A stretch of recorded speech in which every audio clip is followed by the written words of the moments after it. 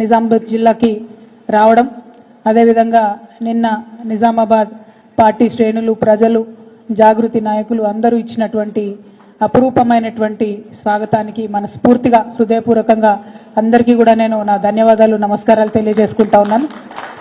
సొంత గడ్డకు వస్తే చక్కటి ఎంకరేజ్మెంట్ ఇచ్చి మీరు ముందుకెళ్ళండి అనేటటువంటి ధైర్యాన్ని ఇచ్చినటువంటి అందరికీ కూడా శిరస్సు వంచి నా నమస్కారాలు తెలియజేస్తా ఉన్నాను. మరి ఇవాళ మన జిల్లా ఉమ్మడి నిజామాబాద్ జిల్లా పరిస్థితి చూస్తే కొంతమంది నాయకులు వెళ్ళిపోవడం జరిగింది, పార్టీని వీడి కొంతమంది నాయకులు ఓడిపోవడం జరిగింది. కానీ ప్రజలు ఇవాళ సంవత్సర కాలం లోపలనే మరి ఎందుకు చేస్తాంరా ఇట్లా అనేటటువంటి ఆలోచన ప్రజల్లో ఉన్నది. వెళ్ళిపోయినటువంటి నాయకులు కూడా మేము ఎందుకు వెళ్ళిపోతామా అనేటటువంటి బాధ కూడా మనం చూస్తూ ఉన్నాం. ఆ చిన్న నాయకులు కావచ్చు, పెద్ద నాయకులు కావచ్చు. ఎందుకంటే దూరపు కొండలు నునుపన్నట్టు ఏదో కేసీఆర్ గారు 2 సార్ల మరి కన్న బిడ్డల్ని చూసుకున్నట్టుగా కళ్ళల్లో పెట్టుకొని ప్రజల్ని చూసుకుంటే మాయ మాటలు చెప్పి, గారడి మాటలు చెప్పి, అర్రాస్ పాట వాడినట్టు మీరు 2000 ఇస్తే మేము 4000 ఇస్తాం, మీరు 5000 ఇస్తే మేము 10,000 ఇస్తాం, మీరు 3000 ఇస్తే మేము 6000 ఇస్తామని చెప్పి కళ్ళబొల్లి మాటలు చెప్పి ప్రజలను మభ్యపెట్టి మోసం చేసి కేవలం 1% ఓట్లు అధికంగా మనకంటే తెచ్చుకొని ఇవాళ అధికారంలో వచ్చి కూర్చున్నటువంటి వాళ్ళు కాంగ్రెస్ పార్టీ వాళ్ళు. మరి పోనీ అధికారంలోకి వచ్చి ఏమైనా మంచి పనులు చేస్తున్నారా? ఒకసారి మన జిల్లా పరిస్థితి ఆలోచన చేయండి. ఎట్లా అయిపోయింది మన జిల్లా పరిస్థితి? నిజామాబాద్ జిల్లా ఇవాళ ఒక అనాథలాగా మారిపోయింది. సంవత్సరం అయితే జిల్లాకు ఒక మంత్రి కూడా లేరు. ఇన్ఛార్జ్ మంత్రి ఉన్నారు, ఆయన ఎప్పుడు వస్తాడో ఎవరికి తెలియదు. ఇక మనకి ఎంపీ ఉన్నా లేనట్టే. ఇద్దరు బీజేపీ ఎమ్మెల్యేలు, వాళ్ళని కొబ్బరికాయలు కొట్టనియరు, వాళ్ళని ఏం పనిచేయనియరు. కాంగ్రెస్లో ఓడిపోయినటువంటి వ్యక్తులే అన్ని అధికారిక కార్యక్రమాలకు హాజరవుతామని చెప్పి తొండి పంచాయతీ పెడుతుంటారు.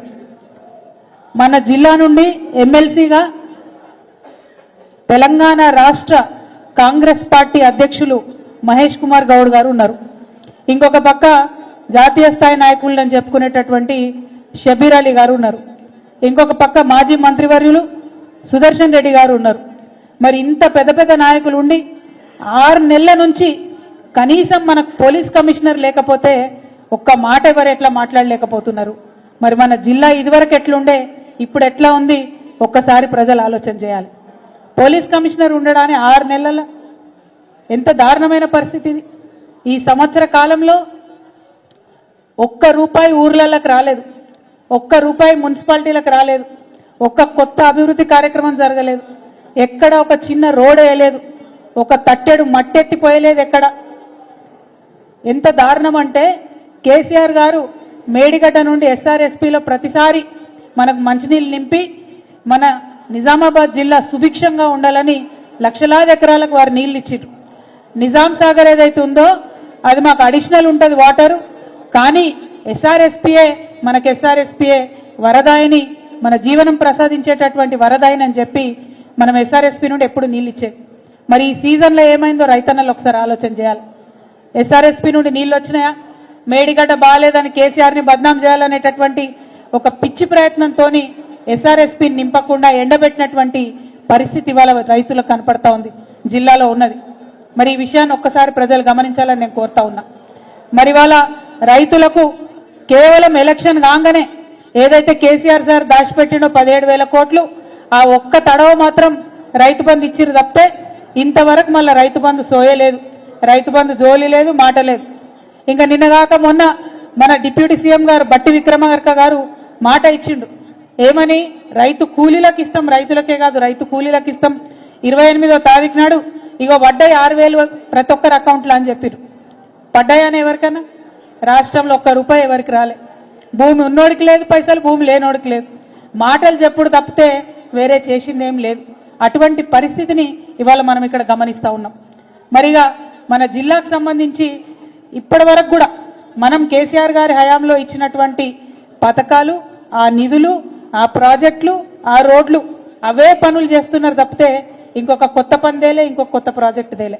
తెచ్చుకునేటటువంటి ఆలోచన మరి ఇక్కడ ఉన్నటువంటి గెలిచినటువంటి ఎమ్మెల్యేలకు కూడా ఉన్నట్టుగా కనబడతలేదు. మరి వాళ్ళ కాంగ్రెస్ పార్టీ అధికారంలో ఉంటే ఎందుకు పోయి అడుగుతలేరు మరి పెండింగ్ పనుల గురించి? ఎందుకు పోయి అడుగుతలేరు ఈ పెండింగ్ ప్రాజెక్టుల గురించి? బీఆర్ఎస్ పార్టీ మొదలుపెట్టినటువంటి అనేక కార్యక్రమాలు ఉన్నాయి. వాటిని ఎందుకు మీరు ముందుకు తీసుకొని పోతలేరని ఈ సందర్భంగా మేము ఇక్కడ గెలిచినటువంటి నాయకులందరినీ కూడా ప్రశ్నిస్తూ ఉన్నాం. మొత్తం నిజామాబాద్లో అండర్ గ్రౌండ్ డ్రైనేజ్ని సరి చేసుకోవడానికి అనేక కార్యక్రమాలు చేసినాం మనం. ఆల్మోస్ట్ 95% వర్క్స్ ఫినిష్ అయినాయి. మరి దాని జోలేంటిది, దాని పరిస్థితి ఏంటిదంటే చెప్పేటోళ్ళు లేరు, అడిగేటోళ్ళు లేరు. ఎందుకంటే ఇక్కడ కాంగ్రెస్ పార్టీలో ఓడిపోయిన షబ్బీర్ అలీ గారు మన జిల్లాకు రాడు, ఆయనకు మనతో పట్టి లేదు, మన పట్టణం మీద ఆలోచన లేదు. ఇక్కడ గెలిచినటువంటి బీజేపీ నాయకుడు మరి ఆయన ఎప్పుడు అడిగినరో ఎవరిని అడిగినరో అన్నటువంటి విషయం ప్రజలకైతే ఇంతవరకు అర్థమైతలేదు. మరి అటువంటి పరిస్థితుల్లో జిల్లా ఉన్నది. ఇవాళ జిల్లాకు ఒక కమిషనర్ లేకపోతే క్రైమ్ రేట్ ఆల్మోస్ట్ 10% పెరిగింది. ఇవాళ ఎంత దారుణం అంటే తెలంగాణ మొత్తంలో ప్రతి 3 గంటలకు ఒక అత్యాచారం జరుగుతున్నది మహిళల మీద. ప్రతి 5 గంటలకు ఒక మహిళ కిడ్నాప్ అవుతుంది ఇవాళ తెలంగాణలో. వరకట్నపు చావులు, వేధింపులు లెక్కలేనన్ని పరిస్థితులు జరుగుతూ ఉన్నాయి. మనం కేసీఆర్ గారు అధికారంలో ఉన్నప్పుడు షీ టీమ్స్ అని పెట్టి అద్భుతంగా ఎవరైనా కూడా ఆడపిల్లల్ని ఏడిపిస్తే వేరే విధంగా ఆడపిల్లల వైపు కన్నెత్తి చూస్తే మంచిగా ఉండదని చెప్పి వార్నింగ్ ఇచ్చి పనిచేసినాం మనం. ఇవాళ ఏం జరిగింది? సంవత్సర కాలంలో పోలీసులు కాంగ్రెస్ నాయకుల చుట్టూ తిరగడం తప్పితే, కాంగ్రెస్ నాయకులు చేసే అక్రమాలకు అండగా నిలవడం తప్పితే మరి వారిని ఏమి చేయనీయకుండా ఈ నాయకులు పనిచేస్తూ ఉన్నటువంటి సందర్భం చూస్తున్నాం. ఇదివరకు పోలీసులు అంటే పీపుల్ ఫ్రెండ్లీ పోలీసు ఉండే, ఇవాళ పోలీసులు అంటే ఓన్లీ కాంగ్రెస్ ఫ్రెండ్లీ పోలీసు లెక్క తయారైనటువంటి పరిస్థితి ఉన్నది. ఎంత దారుణంగా మనకి ఇలా క్రైమ్ రేట్ పెరిగిందన్న విషయం చూస్తుంటే నిజంగా ఎట్లుండే నా తెలంగాణ, ఎట్లయిపోయింది నా తెలంగాణ అని బాధ అవుతున్నది. ఎందుకంటే తెలంగాణలో ఆడపిల్లలు బాగుండాలి, సుభిక్షంగా ఉండాలని కేసీఆర్ గారు అనేకమైన కార్యక్రమాలు తీసుకున్నారు. ఇవాళ కార్యక్రమాలకు అన్నిటికీ తూట్లు పొడిచి కనీస భద్రత ఆడపిల్లలకు లేకుండా ఈ సీఎం చేయడం అన్నది నిజంగా దారుణం. మేము సీఎం రేవంత్ రెడ్డి గారిని ప్రశ్నిస్తా ఉన్నాం, ఆడపిల్లల భద్రత విషయంలో మీరు ప్రత్యేక సమీక్ష పెట్టండి. ఇది వాస్తవమేనా? మొన్న మీ డీజీపీ గారు ఇచ్చినటువంటి లెక్కలే మేము చెప్తా ఉన్నాం. డీజీపీ గారు ఏం చెప్పిండ్రు? ఈ రాష్ట్రంలో 9.87% కేసులు పెరిగినాయి. మొత్తం ఈ ఏడాదిలో 2,34,158 కేసులు నమోదైనాయి. అందులో దాదాపుగా 3,000 అంటే 2,945 అత్యాచారాల కేసులు, అట్లానే మొత్తం మహిళలపై దాడులు, వేధింపులు ఇవన్నీ కలుపుకుంటే 19,922 కేసులు అయినాయి మహిళల మీద. అంటే ఎంత భయంకరమైన పరిస్థితి ఉందో ఒక్కసారి మనం ఆలోచించుకోవాలి. ఇలా లేనిది లేదు, అత్యంత దారుణంగా ఉన్నటువంటి పరిస్థితి. ఇంకా ఘోరం ఏంటంటే ఆనాడు మనం కేసులైతే వాళ్ళకి శిక్ష పడేలాగా చూసేది. ఇవాళ శిక్ష రేటు కూడా, కన్విక్షన్ రేటు కూడా చాలా తగ్గిపోయినటువంటి పరిస్థితి. ఒక పక్క నేరాలు పెరిగినాయి, ఇంకొక పక్క కన్విక్షన్ రేటు తగ్గిపోయింది. మరి ఈ విషయాల్ని గౌరవ ముఖ్యమంత్రి గారు చాలా సీరియస్గా తీసుకొని మహిళా భద్రత విషయంలో ఈ రాష్ట్రంలో తప్పకుండా సమీక్ష జరపాలని చెప్పి మేము డిమాండ్ చేస్తూ ఉన్నాం. మనం బీఆర్ఎస్ పార్టీ అధికారంలో ఉన్నప్పుడు గత ఏడాది 39,371 మందికి శిక్షలు పడేలాగా చేస్తే ఈసారి 28,000 మందికి మాత్రమే శిక్ష పడ్డది. అంటే పెరిగినటువంటి క్రైమ్ రేట్ కాకుండా అత్యంత తక్కువగా ఈ కన్విక్షన్ రేట్ ఉండడం అనేది మరి పోలీసులు పటిష్టంగా కేసుల నిర్మాణం చేస్తలేరు అనడానికి డైరెక్ట్ ఉదాహరణ. కాబట్టి నేను గౌరవ ముఖ్యమంత్రి గారిని నిజామాబాద్ జిల్లా నుండి మా ఆడబిడ్డల తరఫున రిక్వెస్ట్ చేస్తూ ఉన్నాను, మహిళా భద్రత మీద తప్పకుండా ముఖ్యమంత్రి గారు సమీక్ష చేయాలి, ఈ రాష్ట్రంలోని మహిళలకు ఒక కాన్ఫిడెన్స్ ఇవ్వాలని చెప్పి నేను కోరుతా ఉన్నాను. అదేవిధంగా మరి వాళ్ళ నాయకుడు రాహుల్ గాంధీ గారు రాజ్యాంగము ప్రజాస్వామ్యం అని చెప్పి పొద్దున్న లేస్తే ఒక కాన్స్టిట్యూషన్ కాపీ పట్టుకొని తిరుగుతూ ఉంటాడు ఆయన. కానీ ఇక్కడ ఈ ముఖ్యమంత్రి గారు మరి అదే రాజ్యాంగానికి, అదే ప్రజాస్వామ్యానికి తూట్లు పొడిచే విధంగా వ్యవహరిస్తున్నటువంటి తీరుని రాహుల్ గాంధీ గారు గమనించాలి. అది ఏదన్నా కావచ్చు, ఉల్టా పుల్టా కేసులు పెట్టుడు కావచ్చు, తెలంగాణ ప్రజలకు, ప్రజల మనోభావాలకు వ్యతిరేకంగా తెలంగాణ తల్లి విగ్రహం మార్చడం కావచ్చు, జిల్లాలను పట్టించుకోకపోవడం కావచ్చు, అనేక రకమైనటువంటి కార్యక్రమాలు ఇవాళ ప్రజాస్వామ్యాన్ని పక్కదోవ పట్టించేటి జరుగుతున్నాయి. ఎన్నడూ లేదు కేసీఆర్ గారి పాలనలో 2 పెద్ద పెద్ద ఎన్కౌంటర్లు ఇవాళ ఇక్కడ జరిగినాయి. మరి అటువంటి పరిస్థితిని కూడా మన రాష్ట్రంలో చూస్తున్నాం. ఆ ఎన్కౌంటర్ల మీద కూడా మాట్లాడేటటువంటి ఆలోచన ఈ ప్రభుత్వం చేస్తలేదు. మన రాష్ట్రంలో తుపాకీ మోతలు ఉండొద్దు అనేటటువంటి విధంగా పరిపాలన చేసినటువంటి వ్యక్తి కేసీఆర్ గారు. కానీ ఆ శాంతి భద్రతలన్నింటినీ కూడా భంగం చేసినటువంటి వ్యక్తి ఇవాళ రేవంత్ రెడ్డి గారు అని చెప్పి నేను చాలా బాధాకరంగా మన ప్రజలకు తెలియజేస్తా ఉన్నాను. మరి ఇవాళ ఇక్కడ మన జిల్లా నుంచే బాల్కొండలో ఇదివరకు పోటీ చేసినటువంటి అభ్యర్థి అనిల్ గారు మన ఇసుక దానికి చైర్మన్ అయినరు టీఎస్ఎండిసికి. మరి ఆయన ఇసుక చైర్మన్ అయినా కూడా ఇసుకను నియంత్రించేటటువంటి పదవిలో ఉన్నా కూడా ఇదే మన బాల్కొండలో పెద్దవాగు దగ్గర కప్పలవాగు దగ్గర ఇష్టానుసారంగా ఇసుక దోపిడీ జరుగుతుంది. ఇంకా విచిత్రం ఏంటంటే పోలీస్ స్టేషన్ ముందుకెళ్లే బండ్లు పోతున్నా కూడా పోలీసులు పట్టుకున్నటువంటి పరిస్థితి. మన హయాంలో ఇసుకకు సంబంధించి ప్రభుత్వం నుండి పాలసీ చేసి ప్రజలకు తక్కువ ధరకు ఇసుక దొరికే విధంగా చాలా పర్ఫెక్ట్గా వాగులు దెబ్బతినకుండా ఇసుకను మనం నియంత్రించినటువంటి పరిస్థితి, మైనింగ్ ఆదాయం పెంచినటువంటి పరిస్థితి. ఇవాళ మైనింగ్ ఆదాయం జీరో అయింది, కాంగ్రెస్ నాయకుల ఆదాయం మాత్రం చాలా పెరిగిపోయింది. ఈ విషయం మీద కూడా మనందరం పోరాటం చేయాల్సినటువంటి అవసరం ఉంది. మీడియా మిత్రులు నేను ప్రత్యేకించి కోరుతా ఉన్నా, మన జలవనరులు దెబ్బతినేటటువంటి ఇసుక దోపిడీని అడ్డుకునే విధంగా మనందరం కూడా ప్రయత్నం చేద్దాం. ప్రతిపక్షంగా మా పక్షాన మీడియా నిలవాలని కూడా ఈ సందర్భంగా నేను కోరుతా ఉన్నాను. ఒక పక్క ఇసుక అయితే ఇంకొక పక్క గుట్కా, ఇబ్బడి ముబ్బడిగా అతి దారుణంగా మరి ఈ గుట్కా దందా కూడా చేట్రేగిపోతా ఉంది మన జిల్లాలో. ఈ పేట్రేగిపోతున్నటువంటి గుట్కా దందాను కూడా నియంత్రించాల్సిందిగా నేను పోలీసు వాళ్ళని కోరుతా ఉన్నా. మరి జిల్లాకు పోలీస్ బాస్ లేకపోతే, టోపీ లేకపోతే, లాఠీ లేకపోతే భయం అనేది ఉండదు. ఇప్పటికన్నా త్వరితగతిన మా జిల్లాకి పోలీస్ కమిషనర్ని మరి తీసుకొని రావాలని చెప్పి అధికారంలో ఉన్నటువంటి పెద్ద నాయకులు ఉన్న జిల్లా కాబట్టి మహేష్ కుమార్ గౌడ్ గారిని, సుదర్శన్ రెడ్డి గారిని, షబ్బీర్ అలీ గారిని నేను ప్రత్యేకంగా కోరుతా ఉన్నాను. అదేవిధంగా మీకు తెలుసు మన రైతులకు సంబంధించి రుణమాఫీ చేసినాం 100% రుణమాఫీ చేసినామని కాంగ్రెస్ వాళ్ళు చెప్తా ఉన్నారు. నేను ఇవాళ ఒక లెక్క చెప్పదలుచుకున్న, దయచేసి మీడియా మిత్రులు నోట్ చేసుకోవాలి. టీఆర్ఎస్ పార్టీ గతంలో ఉమ్మడి జిల్లా కామారెడ్డి నిజామాబాద్ కలిపి 3,79,000 మందికి రుణమాఫీ చేసినాం. ఇలా కాంగ్రెస్ ప్రభుత్వం కేవలం 2 లక్షల మందికి రుణమాఫీ చేసి రుణమాఫీ మొత్తం చేసినామని చెప్తున్నటువంటి పరిస్థితి. నిజామాబాద్ జిల్లాలో ఇంకా 1,02,000 మందికి రుణమాఫీ కాలేదు. కామారెడ్డి జిల్లాలో ఇంకా 75,000 మందికి రుణమాఫీ కాలేదు. కాబట్టి ఖచ్చితంగా ఈ రుణమాఫీని తొందరగా ప్రభుత్వం పూర్తి చేయాలని కూడా మేము డిమాండ్ చేస్తూ ఉన్నాం. అట్లానే తెలంగాణ యూనివర్సిటీకి వైస్ ఛాన్సలర్ వేసిండ్రు, కానీ ఈ సంవత్సర కాలంలో ఒక్కటంటే ఒక్క రూపాయి కూడా తెలంగాణ యూనివర్సిటీకి ఇవ్వలేదు. కాబట్టి తెలంగాణ యూనివర్సిటీకి తక్షణమే నిధులు రిలీజ్ చేయాలి. అక్కడ ఉద్యోగులు లేనటువంటి పరిస్థితి ఉన్నది, బోధించేటటువంటి సిబ్బంది లేనటువంటి పరిస్థితి ఉన్నది. కాబట్టి అడ్మిషన్స్ కూడా డ్రాప్ అయినాయి తెలంగాణ యూనివర్సిటీలో. కాబట్టి దీని మీద తక్షణమే ప్రభుత్వ పెద్దలు దృష్టి పెట్టాలని కూడా మేము తెలియజేస్తా ఉన్నాం.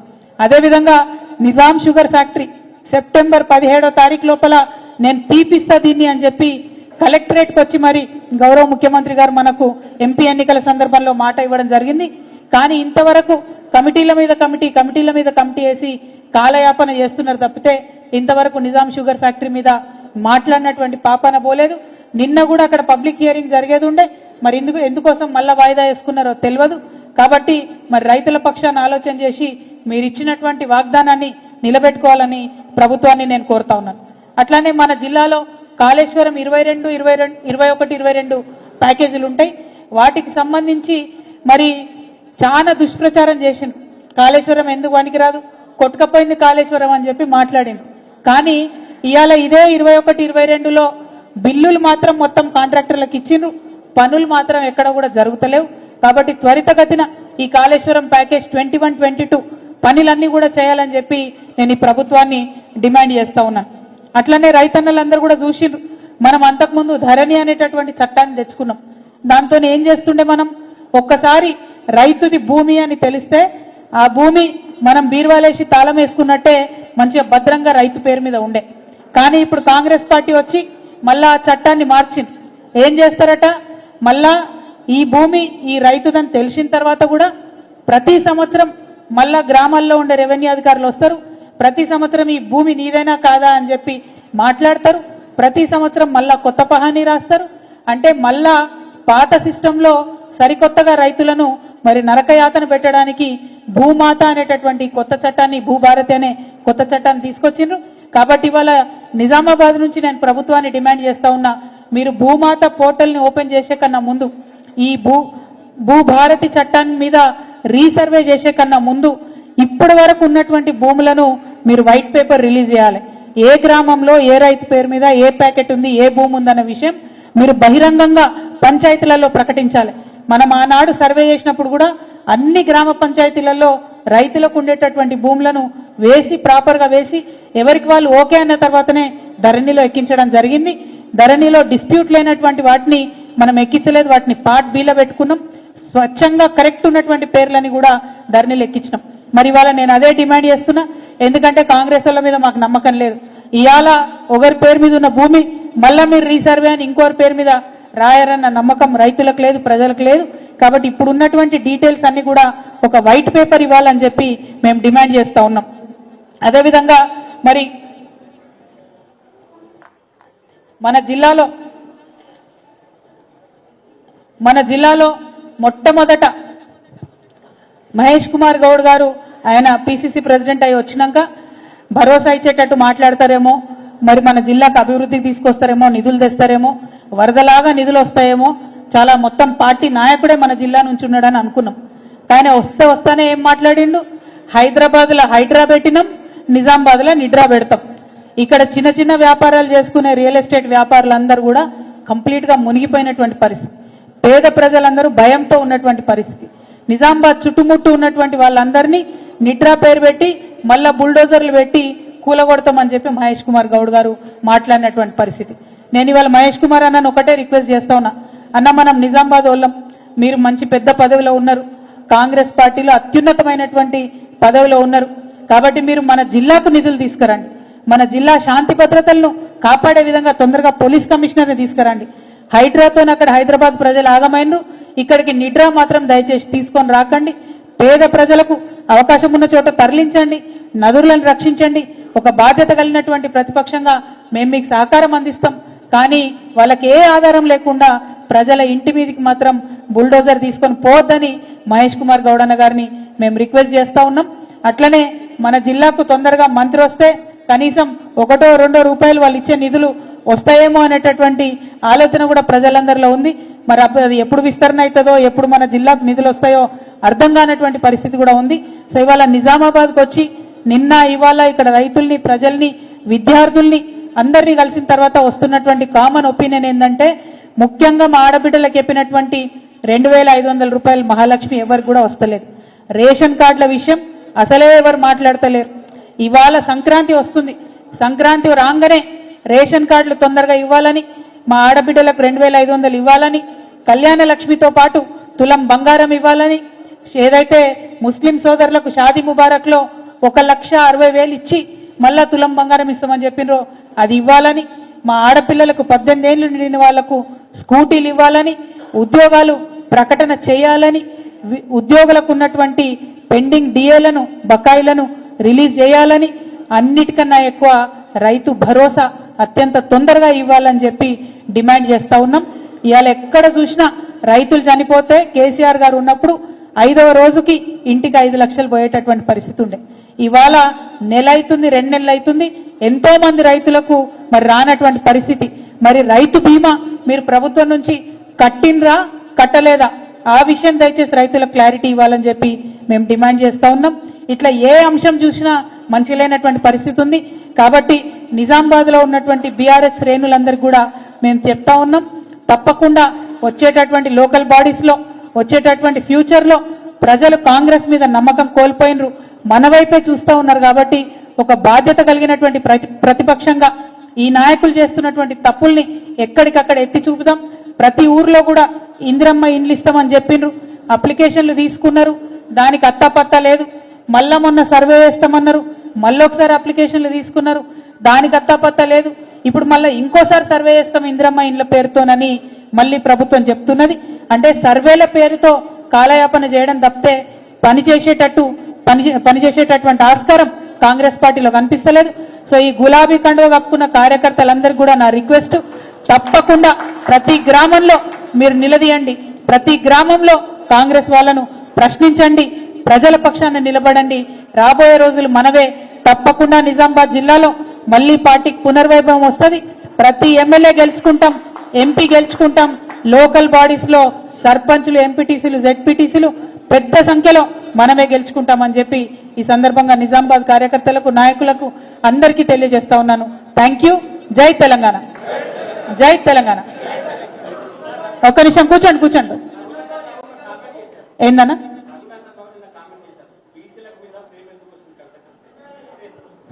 ఇప్పుడు రఘునందన్ రావు అంటే కాంగ్రెస్ ఎంపీ అని ఆయన? నేను రఘునందన్ రావు గారిని కానీ బీజేపీని కానీ నిన్నేమన్నా మాట్లాడినా? నేను మా నిజామాబాద్కు మొదటిసారి వచ్చినాం కాబట్టి నిజామాబాద్ ప్రజలకు ఇచ్చినటువంటి హామీల మీద నేను నిలదీసిన. కాంగ్రెస్ని నిలదీస్తే బీజేపీ వాళ్ళ కులుకుపాటు ఎందుకు వస్తుందో నాకు అర్థమవుతలేదు. కాంగ్రెస్ నుంచి ఎవరు రిప్లై ఇచ్చిండ్రు అని ఆలోచించేటటువంటి లోపలనే బీజేపీ నుండి 2-3 వచ్చి సీఎం గారికి రక్షణ గోడలాగా నిలబడుతున్నటువంటి పరిస్థితి చూస్తున్నాం.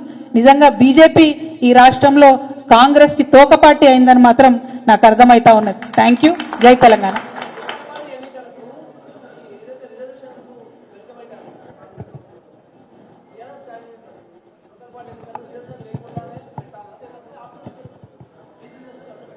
కాంగ్రెస్ పార్టీ కామారెడ్డి డిక్లరేషన్లో ఏం చెప్పింది? మేము 42% లోకల్ బాడీస్లో బీసీలకు రిజర్వేషన్లు ఇస్తామని చెప్పింది. ఎస్సీలకు ఎస్టీలకు ఉండే రిజర్వేషన్లు అట్లనే ఉంటాయి, బీసీలకు 42% ఇస్తామని చెప్పి కాంగ్రెస్ పార్టీ చెప్పింది. ఇవాళ బీఆర్ఎస్ పార్టీ ఏమంటుంది? మీరు ఇస్తామని చెప్పిన రిజర్వేషన్ ఇవ్వండి, ఇచ్చిన తర్వాతనే లోకల్ బాడీ ఎన్నికలు పెట్టండి అంటున్నాం. సో చేయాల్సినటువంటి బాధ్యత కాంగ్రెస్ పార్టీది. వాళ్ళు ఇచ్చిన డిక్లరేషన్, వాళ్ళు ఇచ్చినటువంటి హామీని గుర్తు చేసే బాధ్యత మా బీఆర్ఎస్ పార్టీది. సో మా పని మేము చేస్తున్నాం, వాళ్ళు ఇచ్చిన హామీలను మేము వాళ్ళకు గుర్తు చేస్తున్నాం. దాన్ని చేయాల్సిన బాధ్యత మాత్రం కాంగ్రెస్ పార్టీ. Thank you. జై తెలంగాణ.